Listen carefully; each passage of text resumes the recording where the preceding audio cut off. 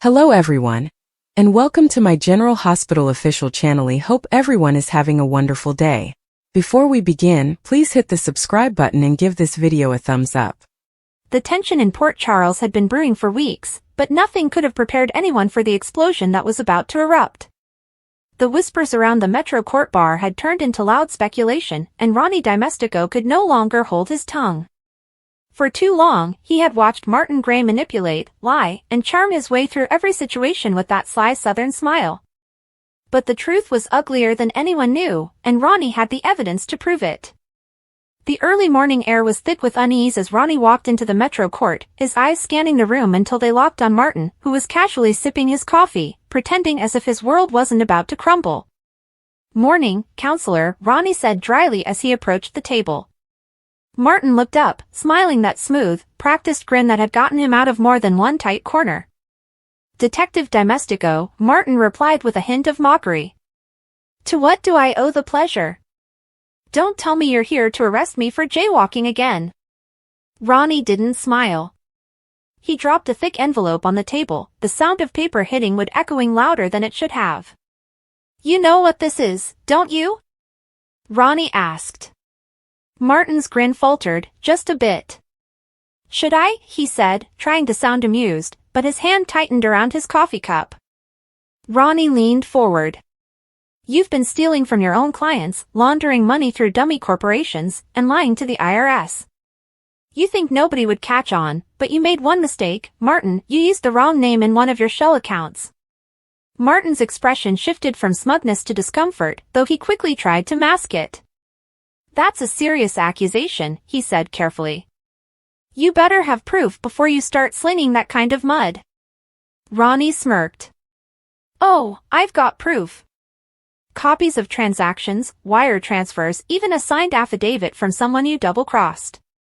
You want me to read the names out loud here, or do you want to take this conversation somewhere private?" Martin's jaw tensed. "You think you're some kind of hero, don't you?" he muttered. "You have no idea what you're walking into." Ronnie folded his arms. "I know exactly what I'm walking into. You've been playing both sides for years, helping Valentine, blackmailing Lucy, and covering your tracks with falsified documents. You're good, Martin. Real good. But you made one fatal mistake, you crossed the wrong person." Martin exhaled slowly, setting his cup down. "And who would that be, Ronnie?" "You?" Ronnie's voice was low but firm. "No. You crossed Sonny Corinthos. And you crossed the law. Now both are coming for you." Across the room, Lucy Coe had been watching nervously from a distance. She had come to meet Martin for breakfast, but when she saw Ronnie slam that envelope on the table, she froze. The look on Martin's face told her everything. He was hiding something big. Lucy slowly stood, torn between storming over or walking away. Her heart pounded. "Oh my God," she whispered. "What did you do, Martin?" She decided she needed answers and approached the table. "Ronnie, what's going on?" she demanded. Martin stood quickly, trying to block her view of the papers. "Nothing that concerns you, darling," he said, forcing a smile. "Just a misunderstanding." Ronnie shot back, "You mean your criminal empire?" "Yeah, big misunderstanding." Lucy looked between them in shock. "Criminal empire? What is he talking about?" Martin's composure started to crack. "Lucy, please. Don't listen to him.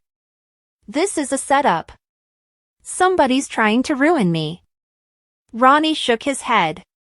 "You ruined yourself, Martin. You've been funneling client money into personal accounts for months. You used Lucy's company to move some of it. She's the reason I got suspicious in the first place." Lucy gasped. "My company? You used deception?" Her voice trembled as she stared at him in disbelief. Martin reached for her hand, desperate. "Lucy, sweetheart, listen to me, whatever you think you heard, it's not true." She yanked her hand away. "Don't call me sweetheart. Tell me it's not true, Martin. Tell me you didn't use me." Before Martin could answer, Sonny Corinthos appeared at the doorway, his presence commanding as always. He'd already heard enough. He doesn't have to tell you, Sonny said coolly. I already know. Martin turned pale. Sonny, he said nervously, whatever you think you know. Sonny cut him off. Save it. You laundered money through my coffee business without me knowing. You put my people in danger. You think I'm gonna let that slide? The room went silent. Even the background chatter of the restaurant died down. Ronnie turned to Sonny. He's all yours. I've got the paperwork to make sure he can't wriggle out of this one. Sonny stepped closer to Martin, his eyes dark and steady. You always struck me as a man who knew when to shut up and run. So why'd you get greedy? Martin tried to find words, but they wouldn't come. He looked around for support, but none came. Lucy's eyes were cold, filled with hurt and betrayal. I defended you, she said, voice cracking. When everyone said you couldn't be trusted, I defended you. I believed in you, Martin. He swallowed hard. Lucy, please, you have to believe me, I didn't mean for any of this to happen. Ronnie shook his head. You meant every word, every dollar, every lie. It's over, Gray. As the walls closed in, Martin made one last desperate move. He grabbed the envelope and tried to bolt for the exit, but Dante Falconeri appeared out of nowhere, blocking his path. Going somewhere? Dante asked, flashing his badge. Martin Gray, you're under arrest for financial fraud, money laundering, and obstruction of justice. The restaurant erupted with murmurs as patrons watched the once suave lawyer being handcuffed in front of everyone. Martin glared at Ronnie. You'll regret this, he hissed. Ronnie just smirked. I doubt it. Lucy covered her mouth, tears spilling down her cheeks. I can't believe this, she whispered. Sonny gently placed a hand on her shoulder. He made his choices, Lucy. Don't blame yourself. She nodded slowly, still trembling. I thought he loved me. Sonny gave her a sympathetic look. Maybe he did. But men like Martin, they love power more. Dante led Martin away, but before he was out the door, Martin turned back. You don't understand. I wasn't working alone, he shouted. The room froze. Ronnie's eyes narrowed. Who else, Martin? He demanded. But Martin stayed silent as he was escorted out, leaving everyone wondering what other secrets were about to come to light. Later that afternoon at the PCPD, Martin sat in the interrogation room, his wrists still cuffed. Dante entered, dropping a file on the table. You want to tell me who else was involved? Martin smirked faintly. You think I'm just going to hand that over? I know how this game is played, detective. Dante leaned in. Then play smart. Because right now, you're facing 20 years minimum. Martin looked away. You don't scare me. Dante sighed. You should be scared. Ronnie's been digging for months, and he's got everything. The feds are involved now. Whatever deal you think you can cut, it's slipping away fast. Across town, Ronnie sat in Sonny's office, going over files. You were right, Sonny said quietly. He was skimming from everyone, me, Lucy, even Valentine. Ronnie nodded. And there's one more thing. The account he used? It traces back to someone inside ELQ. Someone's been helping him cover this up. Sonny's jaw tightened. Find out who. Ronnie looked up. Already on it. At the Metro Court later that evening, Lucy sat alone with a glass of wine, replaying every moment of the day. Maxie joined her, concern written all over her face. Hey, Maxie said softly. You okay? Lucy laughed bitterly. Do I look okay? Maxie shook her head. No, but you don't have to go through this alone. You didn't know what Martin was doing. Lucy stared at her drink. That's the thing, Maxie. I should have known. I ignored every red flag because I wanted to believe in him. I thought he was different. Maxie sighed. You believed in love. That's not a crime. Lucy looked up. Maybe not. But it sure feels like one right now. Meanwhile, at the jail, Martin sat in silence, replaying his own downfall. His lawyer, ironically, a public defender, sat across from him, explaining his limited options. You either cooperate, or you're done, the lawyer said flatly. Martin stared at the wall. If I talk, I'm a dead man. The lawyer frowned. Then you'd better start praying, because the DA's not feeling generous. Ronnie returned to the station just as Dante was wrapping up the paperwork. He's still holding out, Dante said. Ronnie nodded. He won't for long. He's too smart not to know what's coming. Dante looked curious. You think he'll flip? Ronnie smirked. Oh, he'll flip. The only question is on who. As night fell over Port Charles, the ripple effects of Martin's arrest spread quickly. Nina Reeves was on the phone with Valentine, pacing her office. Did you hear about Martin? She asked breathlessly. Valentine, calm as ever, replied, Of course I did. And if he talks, it could get messy. Nina frowned. Messy how? Valentine's tone darkened. Let's just say Martin wasn't the only one moving money through those accounts. He's got names that can take down half the city. Nina froze. You mean? Valentine cut her off. Don't ask questions you don't want the answers to. Back at the Metro Court, Carly overheard parts of Nina's conversation and exchanged a knowing glance with Drew, who had just walked in. So it's true, Carly said quietly. Martin was dirty. Drew nodded. Yeah, and if Valentine's name comes up next, things are about to get very complicated. Carly smirked. Just another day in Port Charles. The next morning, Ronnie walked into the interrogation room again, this time with a new file in his hand. Morning, Martin, he said. Sleep well? Martin glared. You enjoy this, don't you? Ronnie shrugged. A little. But not as much as I'll enjoy seeing you in court. He tossed the file on the table. You see this? It's a list of everyone connected to your fake accounts. You want to know something funny? Half these people are already under surveillance. The feds are moving fast. Martin frowned. You don't understand who you're dealing with. Ronnie leaned in. Oh, I think I do. You're a coward who thought he could play in Sonny Corintho's world without getting burned. Martin's lips curled into a faint smirk. You still think Sonny's clean? Ronnie's eyes narrowed. You better watch what you say. Martin chuckled. Everyone's dirty in this town, Ronnie. Including you. For a moment, Ronnie's expression faltered. You're bluffing, he said. But Martin only smiled wider. Am I? He asked quietly. You think you're the only one who can dig up dirt? Ronnie clenched his fists. You're done, Gray. Say whatever you want, it won't save you. He turned to leave, but Martin's voice stopped him cold.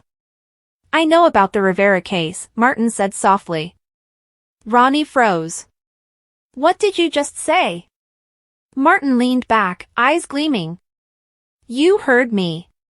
You cover up one mistake, and suddenly you think you're a saint. But we both know you're not. Ronnie turned slowly, face tight with anger. You don't know what you're talking about. Martin smiled. Don't I? Outside the room, Dante watched through the glass, uneasy. What the hell is he talking about? He muttered. Ronnie stormed out moments later, slamming the door. Nothing that matters, he snapped. Dante raised an eyebrow. You sure about that? Ronnie didn't answer. He just walked away, leaving Dante staring after him. The final hours of the day were heavy with uncertainty. Martin had been exposed, but the fallout was only beginning. In Port Charles, one secret always led to another, and Ronnie's righteous crusade might have just opened a door he'd rather keep shut. As he stood outside the precinct, staring out at the city lights, he couldn't shake the echo of Martin's voice in his head. "Everyone's dirty in this town, Ronnie. Including you." The words lingered like poison in his thoughts. For the first time, he wondered if he'd truly done the right thing, or if he'd just unleashed a storm that no one could control. The next morning in Port Charles, the city seemed calm, but beneath the surface, chaos was simmering. Martin Gray's arrest had sent shockwaves through the business and criminal communities, but Ronnie couldn't shake the feeling that something bigger was at play. As he sifted through the mountain of evidence in Sonny's office, he noticed a detail he'd missed the night before: a series of encrypted emails between Martin and an unknown contact. "Dante," Ronnie said, tapping the folder. "Look at this. Martin's not alone. There's someone else pulling strings behind the scenes." Dante leaned over the papers, his brow furrowed. "Someone who's smart enough to stay in the shadows while Martin took the fall?" Ronnie nodded grimly. "Exactly. Whoever this is, they're dangerous. And they've got connections." Across town, Nina Reeves received a call that left her shaken. "Valentine?" she asked nervously. "What is it?" On the other end, Valentine's calm, menacing tone chilled her. "Nina, it's time we talk about Martin's accomplice. He didn't act alone. You need to know who's involved before things spiral out of control." Nina swallowed hard. "Who?" Valentine hesitated. "It's someone you trust." Nina's heart skipped a beat. "What? No, it can't be." Valentine's voice was cold. "Believe it, Nina. Or you'll regret ignoring the signs." Meanwhile, Martin sat in his cell, still grappling with the humiliation of public arrest. He hadn't slept, hadn't eaten. His lawyer had left him with a stern warning: cooperate or face decades behind bars. And now, the possibility of someone else in the wings made him uneasy. As the guards left, he whispered to himself, "It's too late for me, but not for them. Not for the real mastermind." Back at the Metro Court, Lucy Coe met with Maxie and Carly to process the fallout from Martin's betrayal. "I can't believe I didn't see it," Lucy said, wringing her hands. "I mean, how could someone be so good at hiding the truth?" Carly put a reassuring hand on her shoulder. "Lucy, don't blame yourself. Martin was a master manipulator. He had everyone fooled." Maxie nodded. "But there's something bigger, isn't there? You can feel it, right? He didn't work alone."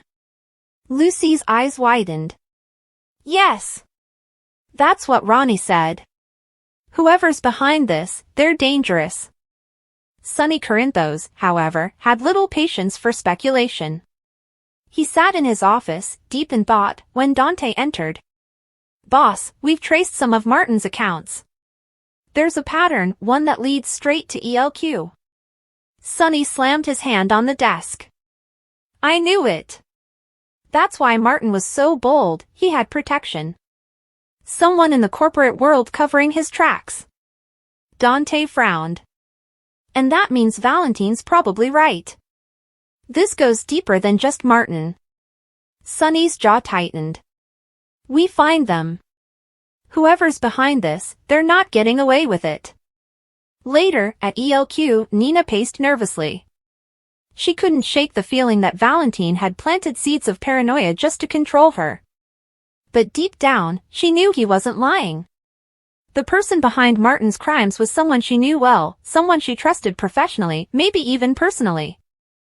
She tried to call a board meeting, but before she could, her phone buzzed with an anonymous message: "Stop digging, or you'll regret it."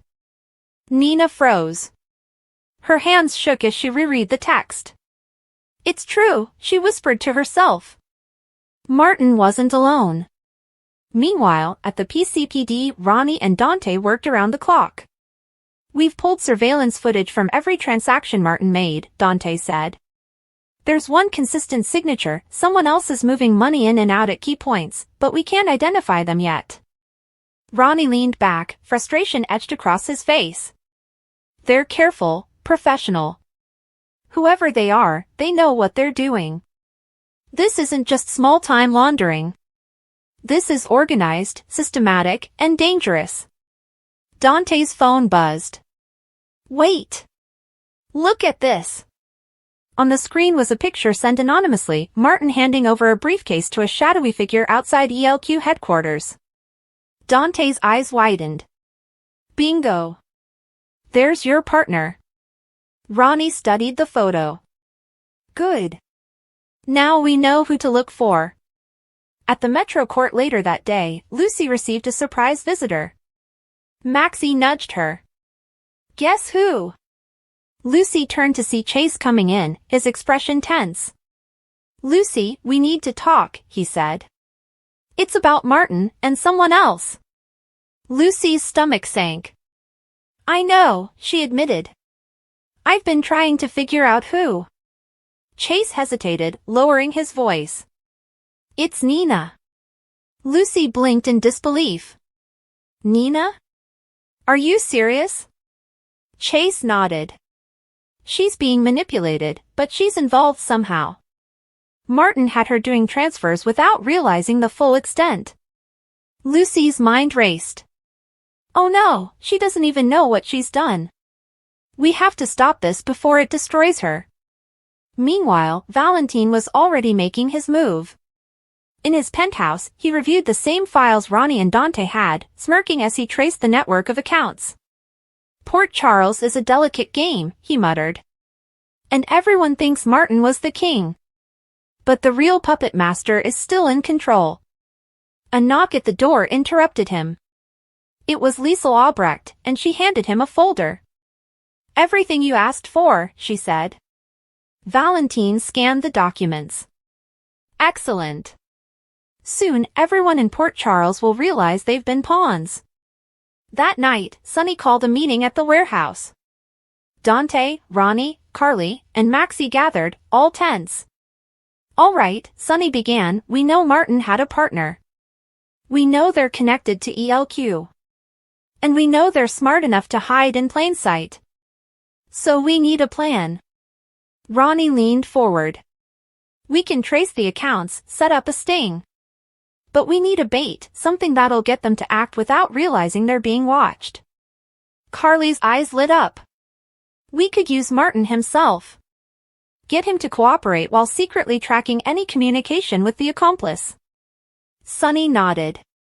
Exactly. But we have to be careful. Whoever this is, they're not just dangerous, they're ruthless. Back at ELQ, Nina was alone in her office, trying to process everything. The warning text had rattled her, and she was starting to question everyone around her. She couldn't ignore the truth any longer, Martin's crimes weren't just his own. She had unknowingly facilitated them, and someone else was still out there, pulling the strings. Her phone buzzed again, another anonymous message, time is running out. Decide where your loyalty lies. Nina froze, her mind spinning.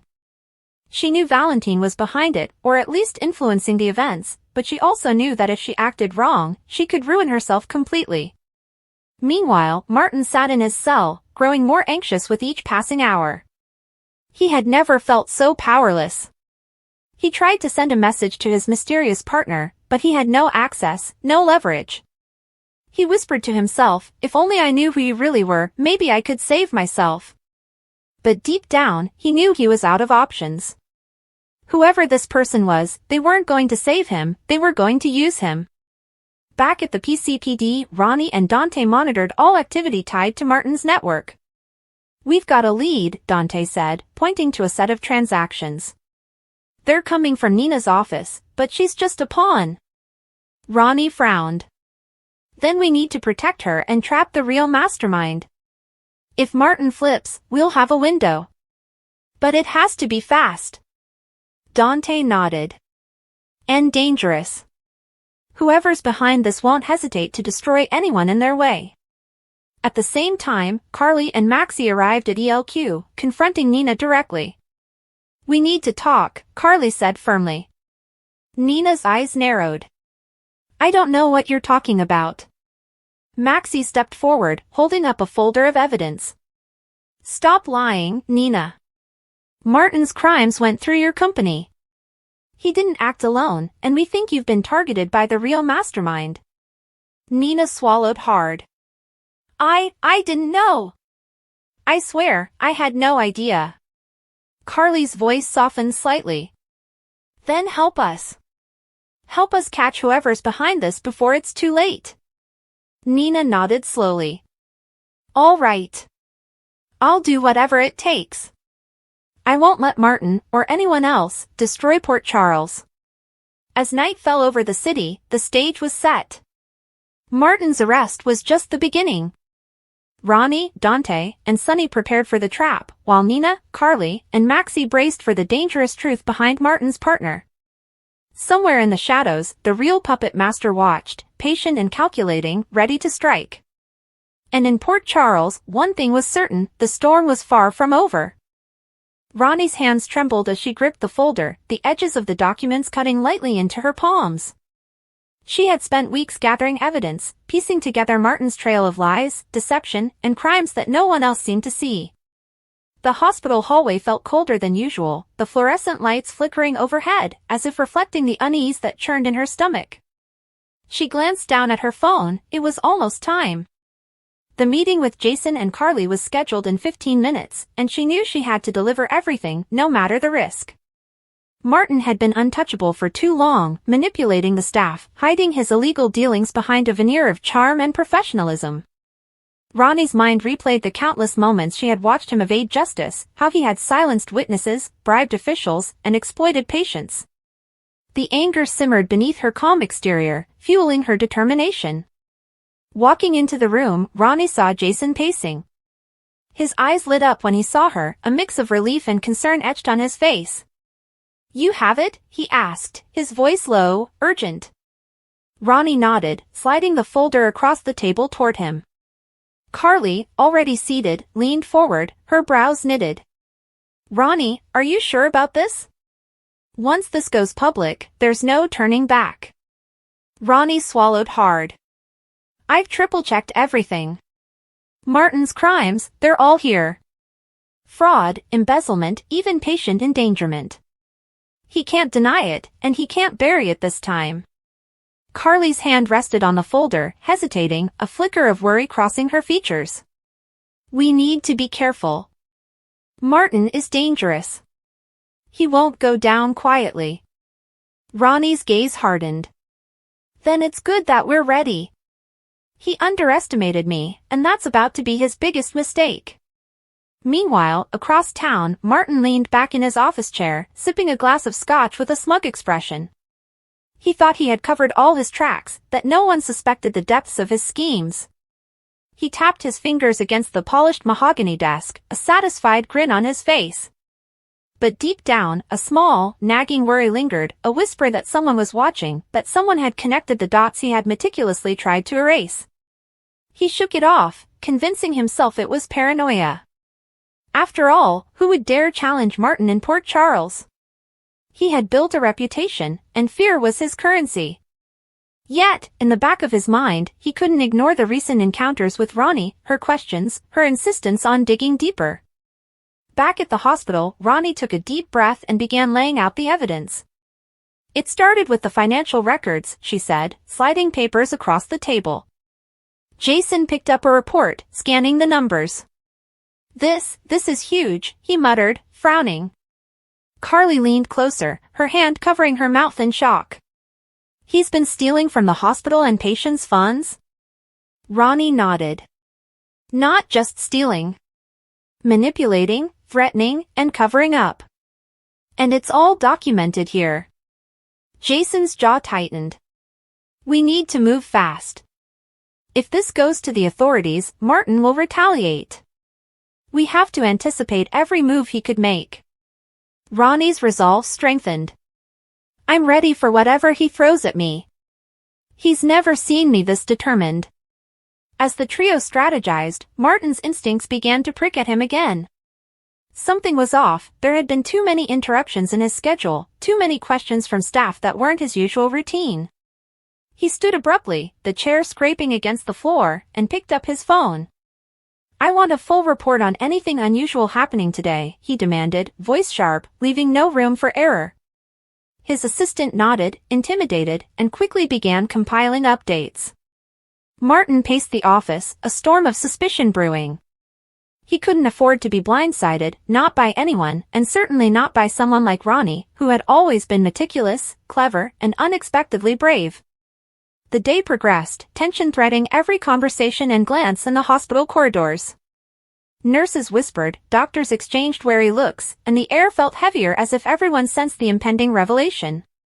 Ronnie moved quietly but with purpose, determined to protect the evidence until the right moment. She caught glimpses of Martin, always lurking, always surveying, and a shiver of apprehension ran down her spine. Yet, she forced herself to stay calm. Fear would only make her vulnerable, and she knew that Martin thrived on exploiting weaknesses. The stakes were high, not just for her, but for the entire hospital. Patient safety, careers, and even lives could hang in the balance if Martin continued unchecked. When the meeting concluded, Jason and Carly gave Ronnie a nod of confidence. Let's get this to the DA, Jason said firmly. Ronnie hesitated, thinking about the danger they were about to face. But as she looked at the determined faces of her allies, she knew she wasn't alone. Let's do it, she said. The three of them left the room, moving swiftly through the hospital corridors, aware that every step might be watched, every movement anticipated by Martin's eyes.